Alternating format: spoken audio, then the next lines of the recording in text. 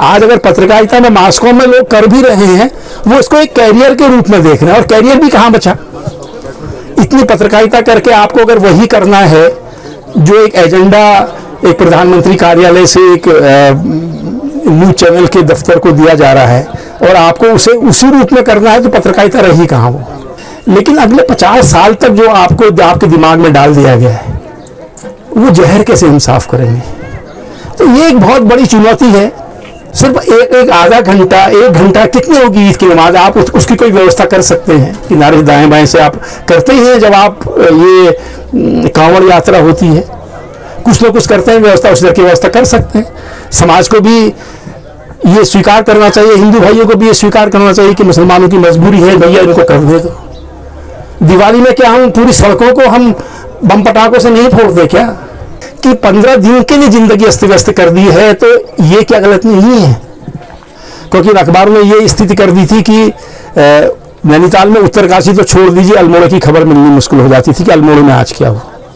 तिलारी कांड की खबर जब छापी तो उन पर उन्होंने जेल जाना स्वीकार किया, लेकिन अब उस संवाददाता का नाम बताना स्वीकार नहीं किया। मतलब ये वो पत्रकारिता थी, और जो हम आज़ादी के बाद तक जिसको हम देखते रहे, और जहाँ से हमने आज उस पत्रकारिता की मिसाल उठाई। एक तीर से 3 शिकार, कुल्ली मुर्गी अल्मोड़ा अखबार। अल्मोड़ा अखबार बंद करा दिया, लेकिन अल्मोड़ा की जनता ने दोबारा पैसा इकट्ठा करके शक्ति बनाया। वहाँ की जनता पूरी तरह से इन्वॉल्व हुई उसमें, और शक्ति जैसा अखबार निकला, जो शक्ति भी 100 साल 110 साल करीब वो पूरे कर चुका है। उमेश डोभाल की हत्या हुई, वो एक डरा देने वाला अनुभव था। गया जिन लोगों ने तोड़फोड़ करी उनको तो 2-4 घंटे हिरासत में रखा गया, बेल दे दी गई, और कुणाल कामरा के खिलाफ इतने मुकदमे दायर कर दिए गए कि वो पता नहीं अगले कितने साल अब उन मुकदमों को ही झेलते रहेंगे। कहने का मतलब ये है कि सत्ता का चरित्र हमेशा ये है कि वो अपनी प्रशंसा ही सुनना चाहती है, अपनी आलोचना कतई नहीं सुनना चाहती। दरअसल 1987 में जब उमेश डोभाल की हत्या हुई थी, और उसके बाद इधर 2025 में जब छत्तीसगढ़ के उस पत्रकार मुकेश चंद्राकर की हत्या हुई है, बहुत कुछ बदला भी है, बहुत कुछ नहीं भी बदला है। आप बहुत कुछ खुद ही महसूस करते होंगे, उसमें जरूरी नहीं है कि उसको बताया जाए। नरू भाई यहाँ बैठे हैं, हमारे मित्र नरेंद्र नेगी, और इनकी वो कविता बड़ी चर्चित हुई थी, नौचमी नारायण। वो नौचमी नारायण का जब पाठ हो रहा था, गायन हो रहा था देहरादून के टाउन हॉल में, तो वहाँ की बिजली बंद कर दी गई। गिरजा थे, हम तमाम लोग थे, और हम फिर वहाँ से वो गाना गाते हुए घंटा घर तक निकल आए थे। कहने का मतलब ये है कि सत्ता का चरित्र हमेशा ये है कि वो अपनी प्रशंसा ही सुनना चाहती है, अपनी आलोचना कतई नहीं सुनना चाहती। लेकिन फिर भी फर्क ये आया है कि असहिष्णुता का जो लेवल, जो स्तर है, वो इन पिछले 38 सालों में बहुत ज़्यादा गिरा है। अभी 3-4 दिन पहले की घटना है, आप लोगों ने सुना होगा, पढ़ा होगा। अगर आप गोदी मीडिया के ही भरोसे हैं तो शायद वो सूचना न भी आपको मिली होगी।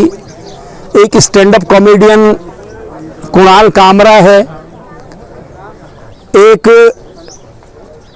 पैरोडी वो कर रहे थे महाराष्ट्र के उप मुख्यमंत्री पर। तो जिस स्टूडियो में उनके उसकी रिकॉर्डिंग हो रही थी कुणाल कामरा के,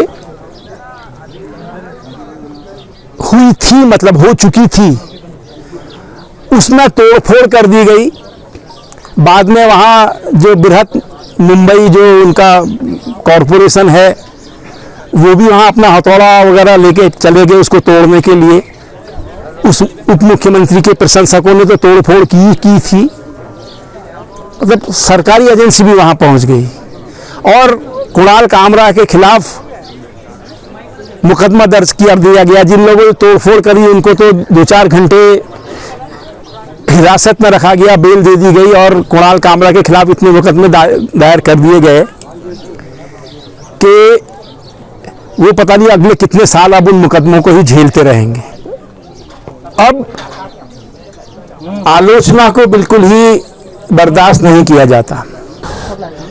हम सॉल कठोल नाम से एक व्यंग का एक हमारा स्तंभ होता था, स्थायी स्तंभ नैनीताल समाचार में एक जमाने में, काफी साल तक चलता रहा। ये उत्तराखंड राज्य बनने के बाद तक भी चलता रहा और मुझे याद है उसमें कैसे कैसे मुख्यमंत्री करके मैंने एक व्यंग लिखा था, जिसमें जो शुरुआती मुख्यमंत्री उत्तराखंड के रहे अपने क्या नित्यानंद स्वामी, भगत सिंह कोश्यारी, नारायण दत्त तिवारी, उन सब पर वो व्यंग था। बहुत चर्चित हुआ, लोगों ने खूब इधर उधर, आज की तरह शेयर तो नहीं होता था लेकिन उसकी फोटोस्टेट प्रतियां वितरित करी। तो लेकिन उस तरह का डर नहीं लगता था। नरू भाई की उस नौचवी नारायण की बात मैं कह चुका हूं, उस तरह का डर नहीं लगता था हमको कि आपकी पिटाई हो जाएगी, आपके खिलाफ मुकदमा दर्ज कर दिया जाएगा। तो ये कहना भी बहुत गलत है कि जिस तरह से हम आज से 30-40 साल पहले तक डरते थे, अब हम डरते नहीं। उमेश डोभाल की हत्या हुई, वो एक डरा देने वाला अनुभव था। उस दौर के अगर पौड़ी के लोग हैं वो जानते होंगे कि मनमोहन नेगी के खिलाफ किसी को बोलने की हिम्मत नहीं होती थी, फिर भी यहां जुलूस निकला। एक भयंकर आतंक की स्थिति में डॉक्टर शमशेर सिंह बिष्ट वहां से अल्मोड़ा से आए थे और जो एक सन्नाटा था उसको तोड़ा गया यहां। लेकिन आज स्थितियां मतलब बिल्कुल बदल गई। आज अब वो निडरता आप कहने को रह गई है, अब उससे बचकर रहना पड़ता। अगर आज उस तरह का सॉल कठोल हम लिखें तो हमको 50 बार सोचना पड़ेगा। बहुत तेजी से पत्रकारिता ये बदली है। जब 1977 में 48 साल पहले हमने नैनीताल समाचार शुरू किया था, उस वक्त पत्रकारिता आज की तरह इतनी व्यापक नहीं थी, उसका इतना विराट रूप नहीं था जिस तरह से आज हम मीडिया को देखते हैं। ज्यादातर पत्रकारिता साप्ताहिकों में और पाक्षिकों पर निर्भर थी।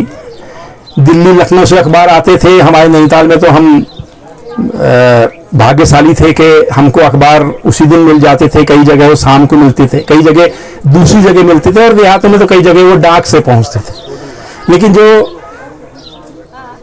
साप्ताहिक अखबार थे, पाक्षिक अखबार थे, उन्होंने यहाँ की जनता को सूचनाएं दी, उनको समसामयिक जो पूरी परिस्थितियां थी उसको लगातार अवगत रखा।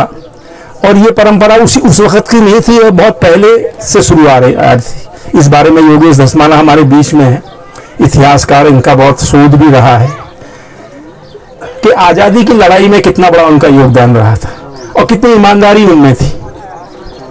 जब अल्मोड़ा अखबार को बंद कर दिया गया, क्या था योगेश, एक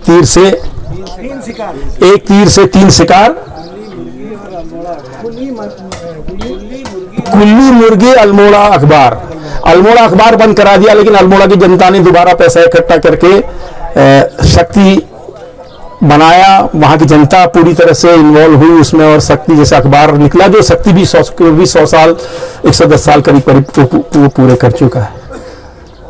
विशंबर दत्त चंदोला गढ़वाली के संपादक थे और उन्होंने जब क्या कांड था वो, रमाई का ना, तिलाड़ी कांड की खबर जब छापी तो उन पर उन्होंने जेल जाना स्वीकार किया, लेकिन अब उस संवाददाता का नाम बताना स्वीकार नहीं किया।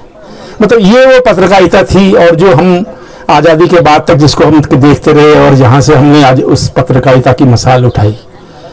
इन और 40 सालों में 50 साल होने वाले हैं, बहुत तेजी से पत्रकारिता बदली है, विकास बहुत हुआ है। दैनिक अखबार उस वक्त तक, अगर हम अमर उजाला को भी हम देखें जो आज सर्वव्यापी अखबार है उत्तराखंड का, सिर्फ वो आगरा से निकलता था, बरेली से निकलता था, मेरठ से निकलता था, और नैनीताल में अमर उजाला कोई नहीं पढ़ता था।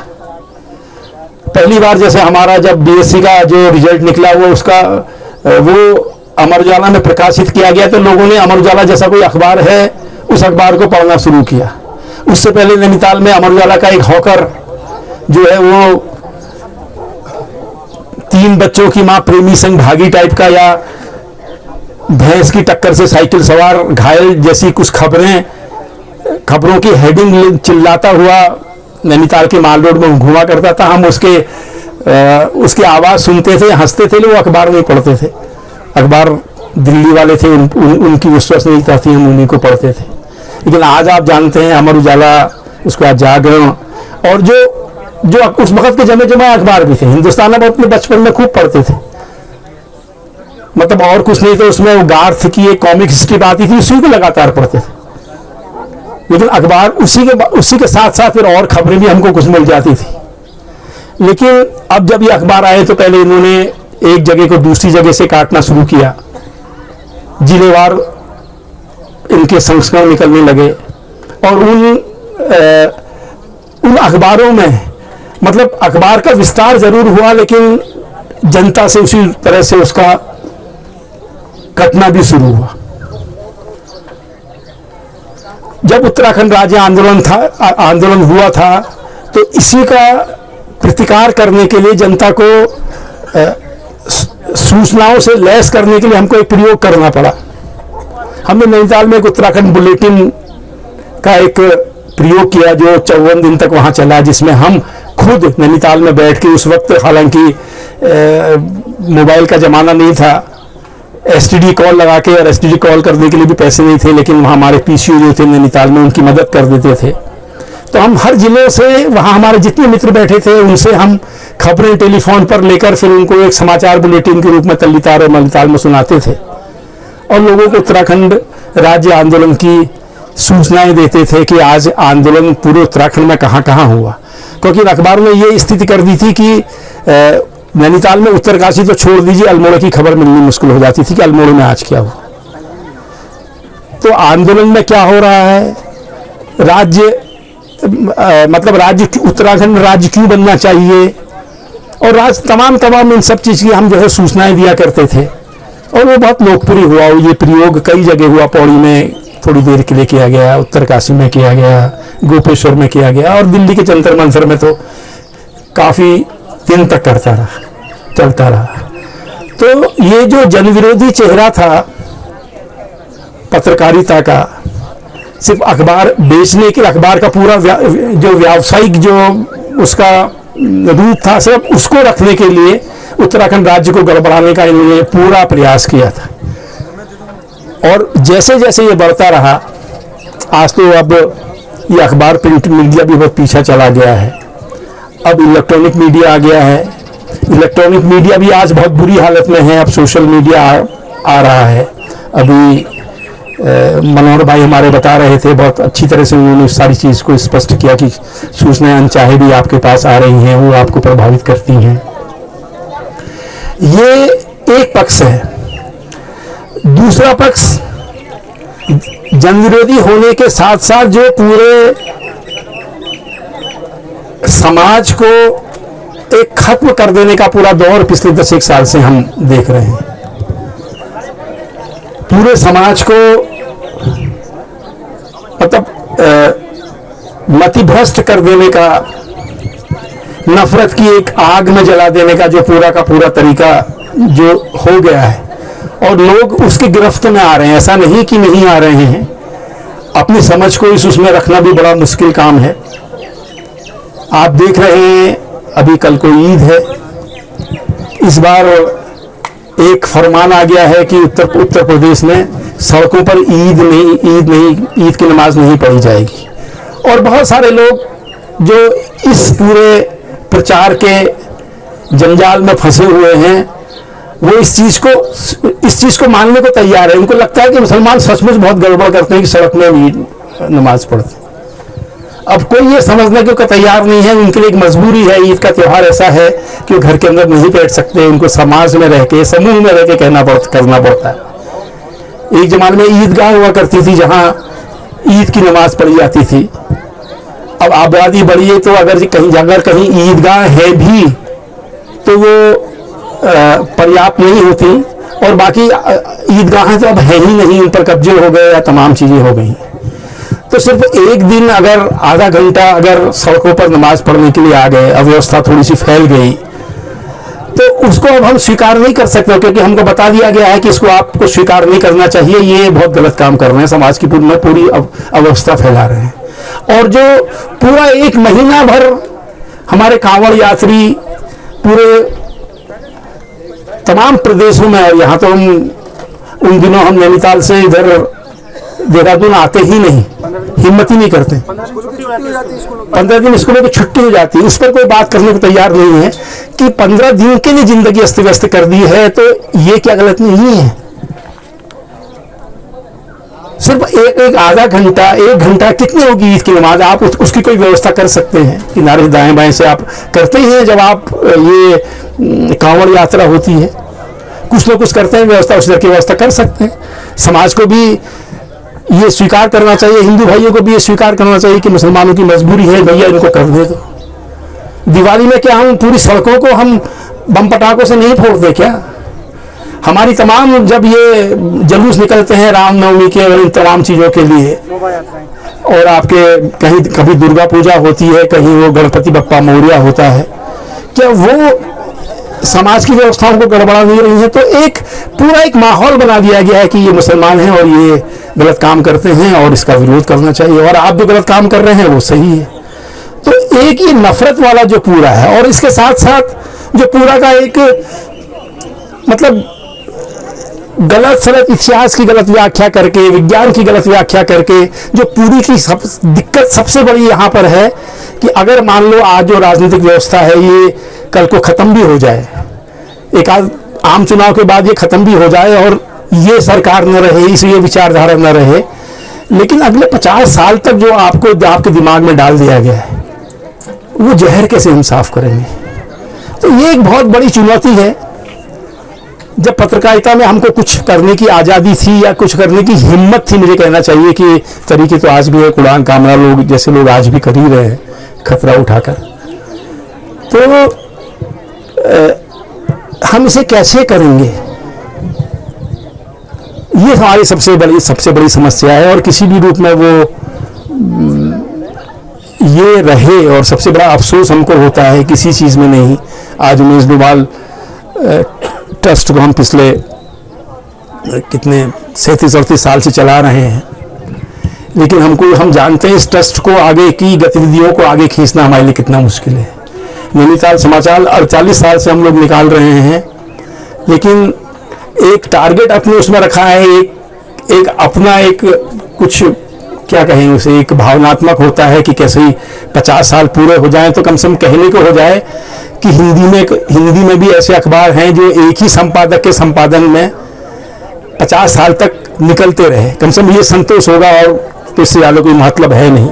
शायद नैनीताल समाचार की भी प्रासंगिकता उस रूप में नहीं है आज, उसके साथ भी उन्हीं लोगों का मोह जुड़ा है। जैसे पौड़ी में भी अगर अभी सैकड़ों लोग होंगे जो नैनीताल समाचार के उस दौर से, जब उमेश और राजू यहाँ से हमारे संवाददाता होते थे, सहयोगी होते थे, या राजन टोडरिया वहाँ चमोली में अपनी पत्नी, अभी लूसुन यहाँ बोल रहे थे, लूसुन को शायद मालूम नहीं होगा कि राजन टोडरिया सरकारी नौकरी में रहते हुए मुश्किल काम था, तो राजन टोडरिया के नाम से, क्योंकि उसकी पत्नी ने, लूसुन की माँ ने जो है पत्रकारिता में मास कॉम किया था, शुरुआती श्रीनगर की क्या डिप्लोमा होल्डर थी ना, तो एस राजन टोडरिया यानी स्मिता राजन टोडरिया के नाम से उस छपे लिखता सारा राजन था, तो छपता एस राजन टोडरिया के नाम से था, और उसमें इस चक्कर में एक बार फंस भी गया वो, मतलब वो नौकरी पर संकट क्या आ गया, कुछ और भी